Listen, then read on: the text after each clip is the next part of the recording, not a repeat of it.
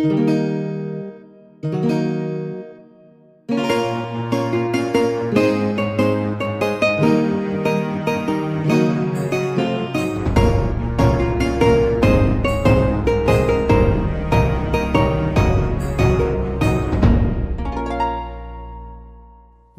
back, everyone, to Pod of Thrones. I'm Jeff.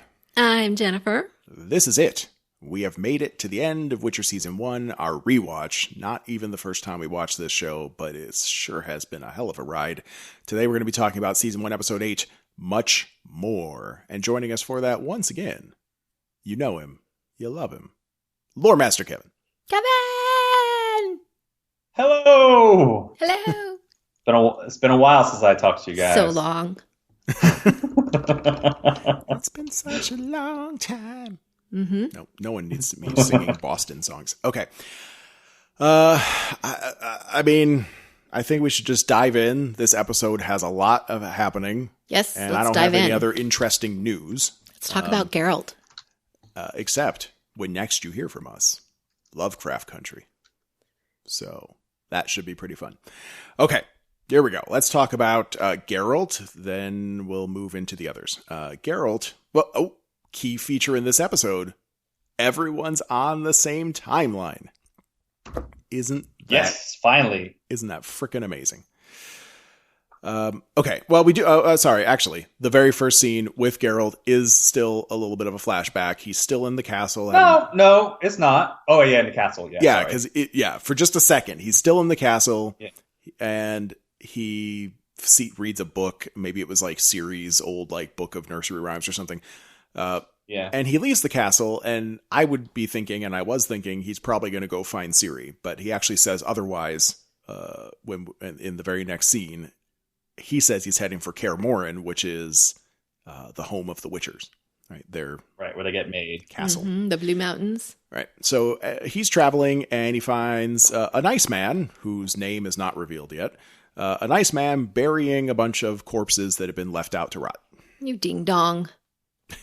Well, that's what Geralt says. He thinks he's grave robbing them, but he's actually, doing the right thing, which is burying them. Right, and that's when Geralt calls him a ding dong, as Jennifer said. And there's a zombie attack, or probably, I think, like a ghoul. What do they call them in the game? Is it ghouls? I think it's ghouls. So ghouls attack. Apparently, if you get bit, you will die. Mm-hmm. Just like a good zombie virus. And in fact, Geralt does get bitten and collapses. But he manages to finish off the ghouls first. And the nice man was saved. Right. So I wanted to point out that that area that he was burying the bodies was probably where Ciri stopped on the second episode. That Did she stop at it? She stopped at a camp? Where like that dwarf guy revolted and killed his family before. Okay. Yeah. Hope we see that guy again someday. So that was a good tie-in. Gosh, that's a lore master kind of point. That's why we come to you, man. Because you think about things like that, and I did not even come close. Like I didn't even think to process where are they at that point in time. But that's a good one. I like that. Because they said this was refugees from Centra, and that's what they were when they got attacked. Oh yeah. Well, that's a fair point. Okay. And Geralt blacks out. He's down. He's probably dead. Probably. Yeah. It's too bad that's going to be the end of the show. Yeah. They said they were going to make a season 2. Maybe it's like Geralt the early years. Yeah. Oh, just kidding. He wakes up in the nice man's cart, and he's hallucinating quite a bit. A lot about his mummy. Yes. So a lot about his mommy, yeah. Well, and it's hard to say what's real and what's not here, but it would appear that Geralt had a pretty decent childhood. No. What? Well, I mean, he was happy. happy. His mom was nice to him at first until she just gave him up. But let's start with what we're seeing, which is a mommy that's like peace and love. Let's not kill dragons because that's what Geralt wants to do. He's gives being him an adventure-y. apple, a magic apple, and then there's lots of food on the table, and everything seems amazing. And then all of a sudden, there's a baby gold dragon there, which probably didn't really happen.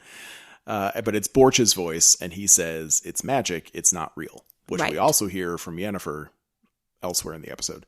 But what the hell does that mean? Jennifer and I were both wondering what we're supposed to take from that. Maybe he never had I don't know what we're supposed to take from it, but you know what? you guys, we forgot to talk about? What? The symbol! Oh, shit! Which was the best one of them all. It was the best one. Take us through it, Kevin. Shit. Sorry. That was your gig. All right. So what happens at first is they show all the symbols we've seen so far. 7. We get to see the all of the 7 ones. The sun, which was the end beginning. The 4 marks from the second episode. The betrayer moon. The banquet's ambassador, the one with the sword, with the tree. You get to see the stylized amphora. You get to see the rare species, the dragon one. And then you see the Centra before the fall. And then they converge together and they become one symbol with 3 separate symbols. One is the white wolf, which would be Geralt. One is the swallow. And then the obsidian star, or the swallow would be Ciri. And then the obsidian star, which would mean Yennefer. Mm-hmm. Oh. Now, I'm glad you said all this because I just thought that all of those symbols were just the necklace Geralt wears. But they were has all 3 of them on it. But it's kind of cool because it takes the ones you've seen throughout the whole entire episodes and then combines them into one symbol with all 3 of them. I know last episode we were kind of joking about how it's all really Game of Thrones because winter's coming or whatever. Blizzard's coming. But, the mechanical, all the pieces come apart and reform. Game of Thrones had an awesome opening. I'm just saying someone probably was a fan when they decided to do something with those sigils. Yes. Yeah. Thank you for that, Kevin. I completely forgot, but that was a big event. All the different symbols coming together. I bet you we see something similar next season. Okay, so Baby Gold Hallucination Dragon says it's magic, it's not real. Fine. So what does that mean? Does anyone want to take a stab? Is magic real? Like if you eat fake rack of lamb and you don't die of starvation, isn't it real? Yes. If you throw a magic fireball at somebody, does it not kill them? If you prick a mage, does she not bleed ash and smoke? I'm just trying to understand how the magic works here because it seems like at the beginning you had to kill something to get the power. You had to hold a flower. We get a lot later more on, of that this and then episode. they call it chaos. Right. So what's it dying just makes inside you wonder of... what type is the magic kind of like in the Wheel of Time where it's like a thread you pull on and you can find and use? Is it like in the Stormlight archives where you can just make food out of nothing, or it's like Harry Potter where you can't just make stuff from anything? It's kind of hard to understand how the magic works. Yes, I agree. I hope they explore it someday. Since they're going through the point of telling us magic's not real, I hope that someday that will keep coming up, and that someday we'll if you don't believe in it, you can't see it. So, well, if you don't believe in it, then the fireball doesn't melt you. Don't believe, everybody. That was a thing in I want to say old school Dungeons and Dragons. Like an illusionist could make an illusory dragon that could come bite your face off, but you had a chance to disbelieve that dragon, and then it would vanish before it could bite your face off. Nice. Yeah. Okay, so anyway, continuing in the cart, we're back out of the hallucination, and Geralt hesitantly drinks a potion of his. So it must not have been... The game deals with toxicity. Like, you can't drink too many potions or it will poison you to death. So that must have been a particularly nasty one. Also pours some on his wound, and it instantly starts smoking. Ugh. Yeah, peroxide. Smoking. The nice man seems grossed out by that. But Geralt says he needs to go home and says, take me to this place across the hills and blah, blah, blah. And the guy's like, you're coming to my house, bro. It's going to be okay. So back to the hallucinations. Young Geralt is traveling in the back of a cart with his mommy, I guess. And she appears to summon an apple out of thin air for him. So again, magic. Yep. Is it real? I don't know. And then she abandons the fuck out of him. She's like, go get me a pail of water, boy. And give me some water, and then leaves him. Right. Boy, what a bitch. Yeah. He's calling out for her and uses her name. Right. Which is the only reason I was questioning whether or not she's really his mom. Was it Vicenna? Vicenna. Right. And then as it like goes back and forth, between his dream and in the cart, he's also thinking the name Vesemir. Mm-hmm. Now, I know who that is, but I'm going to give our lore master, just give us the quick lowdown of what you know about Vesemir. Because we're going to see Vesemir was basically his mentor, the one who took him in and then taught him, and he's still there teaching Witchers. Well, they don't make any more, but he's still there, as a mentor. Yeah. He travels with him some. He's trying to get to him to get him healed when he's like, get me to, Karamor, and is basically what he tells the guy driving the cart, right? The merchant. Oh, did he say Karamor? I thought he mentioned. Well, he said across the mountain to north of the mountain, up into the mountain. Okay. So that's where Karamor is. Okay, fair enough. Mm. Yeah. Sodden, yeah. What if his mother has some kind of relationship with Mousak, and they all know some kind of prophecy, and she knows Geralt has to be part of that prophecy? Super old. He's much older than Mousak, I would think. Whatever, but well, maybe. But... she knows about a prophecy, and that's why she left him there. Okay. Well, this show is all about destiny, right? Like, she must have not had a choice but to give Geralt up because he was meant for something bigger. Maybe she even says that. Maybe she owed Vesemir the Law of Surprise. Oh shit! Oh my! I mean, that could be. Maybe. That could be it. Yeah, that would be amazing. Now I hope it's that. Oh my god! And she can't tell, even when he was dreaming, if she was real. She can't tell him why she left him. Otherwise, he's going to not honor the Law of Surprise because he's going to be all pissed off. Right. Yes. Exactly. Wow. Okay. In the next scene, we see someone comes and saves Geralt and starts, giving him medicine and stuff. Now, he's still hallucinating. So he sees Renfrey, he sees Yennefer, and then he sees someone else. Is that his mama? Mom. Yeah, I think it was his mom. It appears to be. And Vizenna, right? And he calls her by her name. Yeah. And she says she calls him Geralt, but then he gets mad about that because that's not his real name. Vesemir gave him that name. Right. Yeah. Right. Do we know his real name? No. Maybe someday we'll find out, but no, we do not find it out here. He has questions. She will not let him ask any questions about anything. He just has to find Ciri. So it's this destiny thing again. Like, there's no time for anything else. You don't need to know about the past. Your destiny is to find Ciri. You two are tied together. And then she's gone. And maybe it was all a dream. But was it? Because he can walk now. The potion he took took care of that. Mm. Maybe. Or maybe she was really there in his mind and did invisible medicine to him. Also possible. I mean, she's a mage. She's a sorceress or whatever, right? So she should be more or less immortal. She's still young and pretty and all that. But either way, the nice guy, the nice man, did not see any of this. So he's like, whatever, man. But then Geralt still gets back in the wagon and they continue on. That's about it for Geralt. The man offers him the Law of Surprise for saving his life. Right. Yeah. It's not the end of Geralt. Well, we'll say that for Ciri. Well, right. It's not really the end of Geralt, but for the moment it is. Right.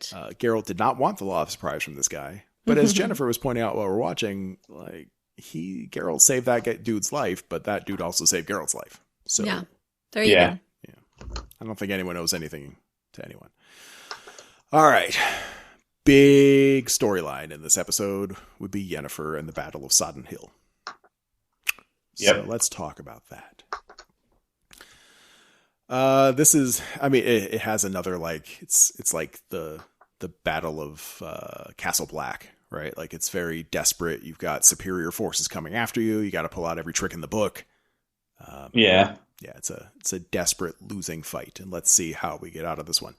All right, so the mages are heading for Sodden Hill Keep. They're talking all about Nilfgaard and how it's zealotry. They just keep talking about that. Like, these guys won't quit because they're driven by a higher purpose. Mm-hmm. And we see the preparations happening. There's a lot of arrow making and a lot of bottle filling. Yennefer uses her magic to... the only reason this is of any note is because of the quote. She takes a feather, because they're out of fletchings. They have one feather left to make arrow fletchings with, and she takes that and multiplies it by 5 or so. And then the lady's all amazed, and she's like, it's magic. It's not real. Right. Calm down, lady. So is that not going real enough to me work? Right. I mean, again, like if the feathers can be cut and put on an arrow and fly through the air and kill someone, that's real enough. Yeah. Mm-hmm. I would think. I don't know how that can't be real if, They it actually is, going to work. Right. Strange. They went through all the trouble of putting that quote into this episode 2 times, so it's got to mean something, and I assume that they'll explore it next season. I hope. Triss Marigold is talking about how Foltest is on his way with his army. We can trust him to come. Yennefer's skeptical, but then Triss talks about the Striga and how this cool dude named Geralt of Rivia, he helped him out with the Striga. Helped her. Now Foltest is going to be a good guy. So that's cool. Yennefer's like, what? Geralt? God damn it. I can't get away from this guy. Yennefer, meanwhile, as they're preparing for battle, she's ready to die. Babe, you mentioned that last episode, like where Yennefer's mindset is at. Yes. She's lived a good life, sort of, except she has no family. No legacy. No legacy. To leave behind. Right. All right, cut to the Nilfgaard preparations. Fringilla comes in with the news that the Brotherhood is there at Sodden Keep, so they need to move quickly. She says she will personally deplete the mages until they are empty and powerless. And then they find out their scouts are talking about like Cirilla might be, basically Sodden Hill is in the way between them and their quest to get Cirilla. So they're just going to have to move fast and keep this happening. We see another general dude like, do we really need this princess? I mean, we got lots of land. It's all good, right guys? Uh-huh. No one listens to him. Okay. The attack begins. A fireball arcing over the sky. Yennefer catches it in midair and flings it off to the side. Kind of cool trick. Very. Yeah. Fire again, says Fringilla, which seems to upset the younger subordinate mage. And that's probably because making a second fireball is enough to suck her life force away and turn her to dust. Aw, that's so sad. And these are the mages that are being forced. The conscripts, yeah. Mm-hmm. Like, they could just portal out of there, man. I would. They must not be able to for some reason. They must not be able to, yeah. I guess so. All right. So the second fireball doesn't do anything either. So Fringilla's like, all right, that's a cool start. Here's this little iron box, dude. And she gives this little iron box to a dude and tells him to draw the mages out. So that guy starts running through the forest, making fog everywhere behind him. The foggiest fog that's ever been fogged. And so they know that the battle's starting, right? Tissaia tells Yennefer to get on top of a tower and reserve her chaos. And the thing I wrote there was like, could you just say mana? Like, we've all played a video game. It has to be different. Just say mana. Damn it. Is that what they use in the game? In games with spellcasting? No, in Witcher. No, Geralt doesn't have mana in the Witcher video game. He can just cast the spells on a refresh It doesn't time. come up. But he's a minor mage. Like, he just uses a few little sigils or whatever they call them. Mm-hmm. Yeah. Okay, so cool things in the battle. Triss goes first. She sets out some poison mushrooms that grow up in the forest, collapse under their feet, poisons a bunch of guys. A lady named Coral does like a Darth Vader and force chokes an entire battalion, but then she gets a bloody nose. Yeah. Kind of sad. And then this other one named Sabrina. Well, I think the bloody nose is from, her depleting her powers. Right. Oh, yeah, totally. She's like 7. But it's like, I think everyone there who was using the powers, you see it because you saw the guy you call Han Solo the last episode. Yes. When he was using his power over and over, he got a little bit of the blood too and couldn't do it anymore. Well, and there is some consistency here. Like the first time we saw it was young Fringilla withering her hand, although I guess it got better. Yeah. But withering her hand trying to do shit with a flower. And so there's a cost with the chaos. But apparently it's not always severe. You learn how to control it. I don't know. Chaos conversion. Chaos. My favorite fantasy series of books is these books, The Belgariad by David and Lee Eddings, actually. Husband and wife team. But in that world's version of magic, you summon will from, like, everything you do that's magical taps into will, as they call it. And you could gather the will from yourself, but there's not really enough will inside you to do anything. And if you did, it would just kill you because you'd be out of will. So you gather it from the world around you. Not people, because then you'd kill them, but just out of the earth and out of the stones and the trees and, the air, whatever. Yeah. You gather the will and you focus it. That's what they must be doing. So I see this kind of like that. Or sucking it up through their feet. But if you do too much, then you've hurt yourself, I guess, being a conduit for the chaos. Right. It's like you got to regain your mana. Yeah, well, yeah, but so then there's the other half of it, right? So on one hand, you probably summon it around you so that you're not instantly killing yourself, but then you also run out of chaos mana. I don't know. Yeah, we haven't figured it all out. This lady named Sabrina, she is overseeing the arrows and the kaboom bottles, as I wound up calling them. And those things explode in midair and rain down awful acid. She was kind of hot too. Sabrina, I mean, look, they're all pretty in their own special ways. I guess everyone has a type, and now we know what Kevin's type is. He likes the blonde, the buxom blondes. Blondes with big boobs. That's my type. Jennifer will just cough uncomfortably now. Throat is very itchy. I'm worried. So, watching all this happen, Cahir and the Nilfgaard main forces take a hard turn and move to, quote, the other front, for whatever that means. I mean, they don't really explain what's happening on the battlefield for that, but whatever. They start moving around. And then we get Vilgefortz. Vilgefortz catches up to Cahir, and they have a one-on-one battle. Vilgefortz is kind of cool. Yeah. He's got a lot of style. Yes. But Yennefer and me and all of us, probably except maybe Vilgefortz, notice that he's not really using his chaos wisely. Right. He's too... Yeah. He just isn't controlling himself. He's chaotic. He is chaotic. Say. Like, he's just losing his swords left and right and summoning new ones, and apparently just one sword summon takes a lot of chaos mana because he runs out after like 6 swords. And then his nose is bleeding, and it's a whole thing. Wasn't he also using his chaos a little bit to fight? Well, was he? Not just summon the swords. I mean, he did some cool moves, but it didn't look magical. Well, I mean, Sabrina used her power to make the arrows go straight. Hit where they had to hit. Did she? Oh, I didn't really notice that. I mean, they were hitting the arrows. They were hitting those bottles in the middle of the air, so they had mages doing it. So I was pretty sure it was her Is that what was happening? Well, some of them were, yeah. Some of them were just hitting the trees, but others were being exploded with arrows. I just thought the bottles were like programmed or whatever to explode 10 feet above the ground. They were getting hit by arrows. I totally didn't notice that. Yeah, they were getting hit by arrows, or if they hit the ground or somebody, it was hard enough to break and shatter, explode upon impact. Well, I'm glad both of you noticed that, because I suck, and I'm sorry. God, it doesn't matter. Either way. Before Vilgefortz's fight is over, he does take a second to ask Cahir what Cahir wants. Anyone want to interpret this? What Cahir wants is, quote, to get to the center of it all, unquote. Anyone? I'm figuring out what's going on. Like, I don't know. What causes the power? What's this? What's that? Ciri is the center of it all, I'm assuming.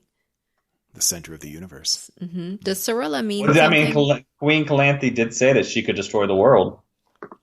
And she probably could. Oh, get to the center of the earth. See what's in that juicy core. Cirilla could crack it open. What were you asking there, babe? If Cirilla means something. Not that I know of. They're very formal, so they call her Cirilla. But everyone that's close to her just calls her Ciri. I don't know. I haven't gotten the feeling there's a special meaning there. Well, I mean, according to Greek lore, it means mistress. Mistress. Mm-hmm. Okay. Well, mistress is just the female version of master, right? So she's the master. She will be the master of all things, probably. Oh, if it's just Ciri means Lord. Ciri means Lord. Mm-hmm. Interesting. Good call, babe. Interesting. And then Vilgefortz gets kicked down a hill, bashes his head real hard, and he's out. But not dead. Just out. Okay. Fringilla breaks down the keep door. Fog starts rolling in, and then she has these bunch of guys, like in a circle jerk formation, shoot arrows down into a portal, and of course those arrows fly out into the keep and hit everybody because magic.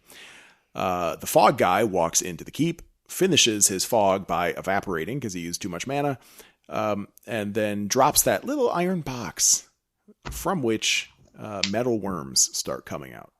Little evil metal worms. Now, that guy, I mean, who does that? Kills himself? Well, I mean, he was really We've dedicated. already seen multiple people kill themselves. I know, they have we saw to it in be like under... the second episode where the guy ate the food and then she killed him. Has or to ate be the under flesh. duress. Oh, wait, who was that? Oh, yeah. After the battle, at the very end of the Battle of Sintra. Yeah, it was like a diviner guy. He eats the flesh. Was that right. Calanthe's flesh? I think he ate a strip of Calanthe's skin. Yeah, yes. And then she had to cut that guy open to figure out where Ciri was. Right. And then you had the people making the fireballs that die. So I'm just saying, they sacrifice themselves all the time. That's some cookie stuff. Well, some of them more willingly than others, but I feel like this guy was probably one of the believers. Well, even when Geralt was fighting the people in the last episode and he was trying to get information from them, they would rather die than give information because they believe that much in their religion. Mm-hmm. They are, I mean, I don't have a better word than zealot, but yeah, the true believers, you can get them to do some crazy shit. Anyway, so the metal worms are coming out. Tisea catches up with Fringilla. They have a little confab. And Tisea's like, help, I can help you and fix you or whatever. And Fringilla's like, eat dimeridium, bitch. And Tisea's done. She's out. She gets dimeridiumed. How did she give her how did she? She blew dust in her face. She had it in a bag and threw it at her. I was looking away at that moment and I couldn't recall how. I was like, did she kiss her? Oh, that would have been hot. Hot. Okay. Let's see. The guys are about to get into the keep. Triss puts up a cool plant wall to buy them some time, but it doesn't last for long because plants burn, and so does Triss. But she's probably okay. We didn't see Triss die. Sabrina and these two young lads have been wormed. It's very Star Trek II Wrath of Khan kind of shit. The worms are in their ears, and they tell them what to do. So each one of these boys takes a kaboom bottle and uses the kaboom bottle to blow up all the other kaboom bottles. So no more kaboom bottles. And meanwhile, Sabrina's like, hey, Yennefer. And Yennefer's like, hey, Sabrina. And then Sabrina stabs her in the gut with an arrow. But it's only an arrow, so no big deal. Right. Yeah. Let's see. Fringilla gets into Yennefer's head and says that Nilfgaard can give Yennefer what she wants. There's no limits to their magic there. So that means we can make babies. Oh. Right? That hadn't occurred to me. Uterus transplant. Yeah, I didn't think about that either. That's got to be what it is, right? I mean, if Fringilla knows anything about Yennefer, she knows that all Yennefer cares about is having a baby. Yeah, but they haven't been together forever. Maybe it was more she just thinks she wants that much power. Oh. That's what it occurred to me, but it didn't. Yeah. When she said there are no rules and no limitations, maybe she means that. Yeah, maybe she does. It kind of all comes around. I mean, if you have unlimited power, then by definition, you should be able to craft a uterus. And that's both things that she wants. Yep. Power and uteruses. Sure is. Vilgefortz comes to. Tisea starts to come to. The battle going very poorly by all fronts. But Yennefer and Tisea have time for a little meeting. They get to chit-chat for a while the rest of the mages are getting their heads cut off and arms and mangled. And oh, God, it's ugly. But Tisea gives her a little pep talk, which ends with, it's time to let your chaos explode. Yes. And that's when things get cool. Yes. So Yennefer goes and sucks up all the fire that's burning on Sodden Hill. Oh, it must have been hot. All in her glowing fingers. And then roast the Nilfgaard army alive. It was so cool. Yes, she does. It's probably not the whole army, but it's enough to probably put a stop to this battle for now. Yes. It would seem. Cahir seems at least a little bit annoyed by what just happened. Like, he doesn't really do anything. He just looks grumpy as he watches all this burning off in the distance. Yes. Yeah. And just in time for fall test to arrive, where I typed, ha ha ha ha ha. Right. Now, what's up? No. Right. Yeah. Okay. I was going to say, what's up with Vilgefortz? He didn't really do anything. Like, he got up. Like, he's alive. I think. No, he did a lot. He seems evil or something. He killed that guy, remember? That guy was like halfway dead. Jeff thinks it's okay because he was doing him a favor, but there was some evilness there. All right, well, let's interpret that. So Vilgefortz gets up, walks around, finds one of the mages that had taken down a small battalion, but was also dying a lot. He's bleeding out, and he's like, Vilgefortz, help me. And Vilgefortz grabs a mace. I got it. I know what happened. All right. So Vilgefortz grabs a mace and clubs the guy in the head, and then he does like a Negan, like shatters the guy's face. Like, just there's no more head left after a couple blows with this giant mace. Right. All right. So I had my interpretation, but let's hear what you guys have. Kevin? Vilgefortz is dead, and they used a Doppler to look like him. Ooh, that's interesting. Okay. I had not even come close to thinking of that, babe. I don't know. He just seems evil for some reason. I don't know why he would be all of a sudden, but Doppler sounds good. All right. I'm afraid I'm taking the most simplified path here, but I just thought the battle has not been going well. Vilgefortz is pissed. He's tired. He's got no magic left, and he was going to put this guy out of his misery, but he just had some rage to get out and just lost it on this guy's face. That's all I got. I just think it was frustration. Could be. Yeah. Could be. So that's more or less the end of the Yennefer storyline. At that point, she roasted all the army. Foltest shows up. We don't really know what happens next, but probably the Battle of Sodden Hill is over. We won't know till next season for sure, but I think Foltest arrived. Fringilla's never seen that before, so she's not going to try attacking without knowing what that was. Yeah, Fringilla, I think Fringilla's Fringilla was trying to get in Yennefer's head, as we know, and offer her something, but I think Fringilla's going to be part of that retreat, because she can't go toe-to-toe with Yennefer. No. The only thing Fringilla has going for her right now is that she has barely used any of her chaos mana, and Yennefer's probably used a lot. But she probably comes with a larger starting pool, like a max mana. Right. But Fringilla's no Yennefer.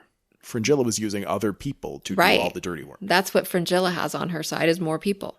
Yeah. More, she just isn't, she's got a whole army that she can use. Well, she's like a typical cult leader, right? Like cults or, let's just go big. Let's say Osama bin Laden.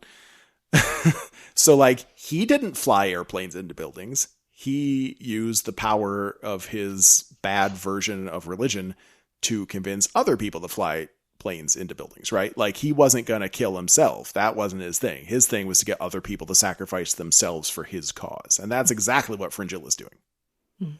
Maybe. I think that there's something else going on. It's a form of leadership, but a very bad form. I think there's a leader above Fringilla. A magical leader above the White Flame. The White Flame. Oh, yeah. Well, duh, of course there is. It's the White Flame. If it seems like Fringilla's a believer. If that's the case, then Ciri's not the White Flame.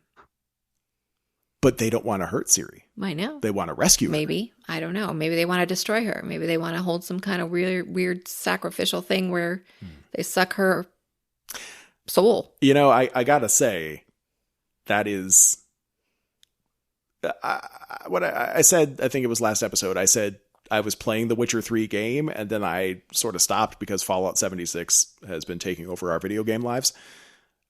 But I was getting a little bit wary of diving into the Witcher 3 too much, because the plot line was starting to reveal things about Ciri that I don't really want to know yet. Mm-hmm. Yeah. I already kind of know more than I want to, but I don't know what it means. So there's still a lot of mystery in it for me. But I am a little hesitant to continue that down that line. Yeah. So maybe it's good. Maybe Fallout 76 rescued me from that, because I really sure. But we're a long way from season 2, man. They're filming again in this COVID era, but it's going to be weird. Like, everyone's going to be like, it's going to go like Arabian themed. I was just thinking that. Face covering at all times. Just take the clothes off and wear face coverings instead. Oh, the blizzard. Everyone has to wear a scarf. If the wolf's blizzard comes, whatever it was called, then yeah, it's going to be super cold. Winter's coming. All right. Anything else about the Battle of Sodden? That was a doozy, but I think we got it. It was pretty cool. Yeah. It was very cool. Yeah. I'm glad they saved up their budget for that at the end of the season. Remember season 1? I just kind of like this. I would have liked to see Geralt as part of it. Right. I was hoping he would get in there and kick some ass, but he showed up to the we'll show get late. That. We'll get that. We'll get that next season. Geralt and Yennefer fighting side by side against an army. We'll get that. I hope so. But it's just, I was just thinking of Game of Thrones season 1 where some big battles happened and we never saw them. Right. We're like, what? We saw some duels and little skirmishes, and then it was like, oh yeah, like 200 miles that way, there was this huge cool thing, and the good guys won. That's all you need to know. They captured someone. They captured Jaime. Yay. Okay, so let's talk about the series stuff. Nice Woman, who has not been given a name yet, she showed up where Ciri is. So at the end of the last episode, Ciri had her trance, Jennifer read cool prophecy words, and then Ciri wakes up with this woman hovering over her and in the middle of just a circular swath of destruction. And we see dead people. We see a horse that looks like it's been turned inside out. It's kind of fucked up. That poor horse. Yeah. But yeah. And was that Clip or was that Clop? Well, we still don't know. I'm hoping they'll tell us next season. That's one of those mysteries that I really want the answer to. But yeah, everybody's dead. So she goes with Nice Woman, and Nice Woman takes her home, and she has a moody teenager. And then as they're just chit-chatting, a fireball streaks across the sky. So we know that Nilfgaard is near. That's the Battle of Sodden Hill happening over there. So that's cool. We're on the same timeline. So happy. Yes. We're caught up. Later that night, Ciri's in bed. The Nice Woman's trying to comfort her, starts referring to her as a potential daughter figure in her life. Kind of weird. Yeah, it's like, I've known you for 2 days and you've already betrayed me a couple times, but hey, whatever. Yeah. You could be my daughter. You betray me just as much as my moody son every day. So they tries to comfort her. Ciri does wind up falling asleep. Yay. But then senses Geralt nearby. Geralt might have made it to Sodden Hill. They don't really make it clear, but he's at least close, and he's yelling, Yennefer! And oh wait, he wasn't there. That was weird. I thought I saw him there. Because he was still in the cart. So whatever it was that happened there, I guess it was just a dream in Ciri's case. But she saw like Tissaia yelling Yennefer, and Geralt yelling Yennefer, and everyone's yelling Yennefer, and there's no Yennefer. But then Ciri wakes up, and she's like, wait, I gotta go. So she sneaks out of the house in the morning and doesn't tell anyone. So Nice Lady's going to be sad again. Praise her again. She runs into the woods alone and unarmed. So not a bright girl. Yeah. And that's when, just as she's gone, the nice man rolls up in his cart. It turns out that that's the Nice Lady's husband. He's a little old all comes for her. Together. And Geralt's still in the cart. Now, she calls him Yurga. Yes. Right. I thought that he had said her name was the other way around. He was saying her. So I Googled Yurga. She was saying his name. Just wait. This is so good. All right. So I took his name off the subtitles, Yurga, and I looked him up. Yeah. I didn't want to read his backstory or anything else they had on him, but I did find out his wife's name. Here it comes. Brace yourself. Are you all sitting? Okay. I know what it is. Her name is Golden Cheeks. That's really her name? Is that the name you had, Kevin? No, Ma was the name I had. Oh. No, her name's not Ma. That's the nickname because he doesn't want to say Golden Cheeks all the time. So Yurga and Golden Cheeks. She looks like she has golden cheeks. Golden Cheeks from? Golden Cheeks. They didn't say which cheeks, but some of them are golden. Maybe it's all cheeks. Mm-hmm. Yeah, so now we know their names. Yurga and Golden Cheeks. Okay, so they start talking about their adventures, and he's like, this Witcher dude saved my life, and now he wants to go to Sodden Hill. And she's like, well, I found this orphan girl, and she ran off into the forest just now. Shut up, woman. Give this Witcher some ale. But Geralt's like, all right, no ale. I'll come back for that later. And he runs off into the forest to chase Ciri, and he's about to give up, I guess. But then she starts running out of the woods towards him, and... Oh, it's like Bo Derek and Arthur. running towards each other. Wasn't that in Arthur? Bo Derek and Arthur. Oh my God. Oh, you talking about the movie 10? Yes. Bo Derek and Dudley Moore. Dudley Moore. Not the movie Arthur, which would be... just after that. Crazy. What's her face? Liza Minnelli. Oh God. She was the love interest in Arthur. That's right. Yeah. Sorry. I like the reference, though. Good pull for those of us that are really old. Oh, shut up. Hey, I'm old too, man. Shut up. I'm just saying, any of our younger listeners probably don't even know who Bo Derek is. Unless you saw Tommy Boy. She was the it girl. Slightly younger. For a while. Movie. Yes, she was. Okay, so they find each other, and what was surprising here was that Siri walks up, takes a second, and then runs up and hugs him, and he hugs her back. Yeah, Destiny was calling both of them. Right. Well, right, but does Destiny make you feel... I mean, maybe it does. Destiny lovey-dovey affection for someone because Geralt's supposed to be an emotionless monster. Yes, it does. I mean, he said something a couple episodes ago where he says when he was with Yennefer during the Chase and Dragon, that people just say that about them. Yeah, true. Yeah. And people believe it because they want to believe what they want to believe. It makes it easier to hate the Witchers if they're not quite human. Yes. Why? Because, I mean, look, it's like any other kind of racism. In this case, it's racism against mutants, right? Because he's a mutant. If you can dehumanize someone in your mind, then you can be cruel. But why? I don't know. Why? Why racism? I can't explain why racism. No, why be cruel? Why do you need a reason to be cruel? So you feel better about yourself? So you feel higher? So you feel better about yourself, so you can take from others and have more for yourself. It can be greed. It can be fear. It can be just raw stupidity. I don't know. So it turns out Geralt is a human because he hugs this little girl that needs a hug. I think that's the best evidence we've seen yet. Who says... No, he says, quote, "People linked by destiny will always find each other." That's a terrible Geralt. Wait, let me try that again. Kevin, can you do a good Geralt voice? No, I cannot. Yes, you can. Do it. Do it. You're not going to do it. Kevin's not going to do it. All right. Let's see. La, la, la, la, la, la. People linked... No. That's close. It feels like it's going to hurt my throat trying to sound like him. He's so gravelly. He's very gravelly. People linked by destiny will always find each other. Gotta add one of those in there. And then she follows that up with, "Hey, who's this Yennefer lady?" I think that's what she said. And that was our cliffhanger. Was that he's like, "What? Yennefer? You too? Everybody knows Yennefer." And that was the end of the season. How about that? It was.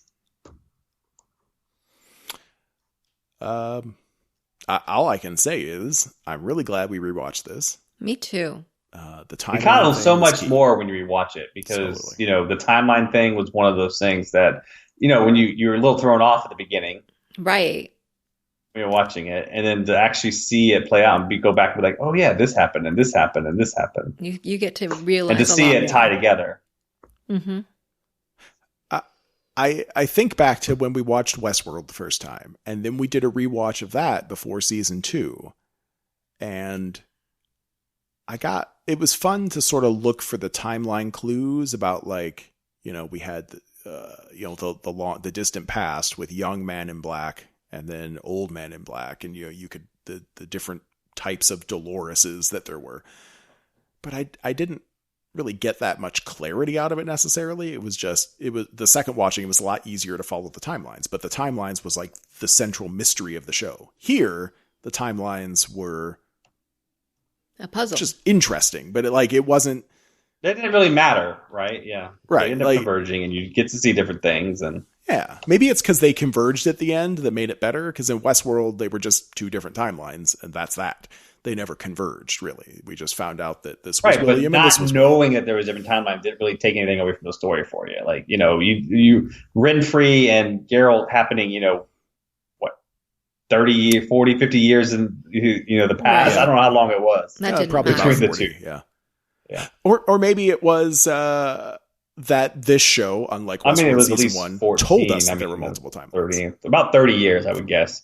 Yeah, I agree. Happening, yeah. But this show told us that there were multiple timelines, and I think that helps too. So it was really fun to watch it again and see how it all pieces together with those little clues, and just super fun. So I'm really glad we did this exercise. Thank you for joining us on this journey, everybody.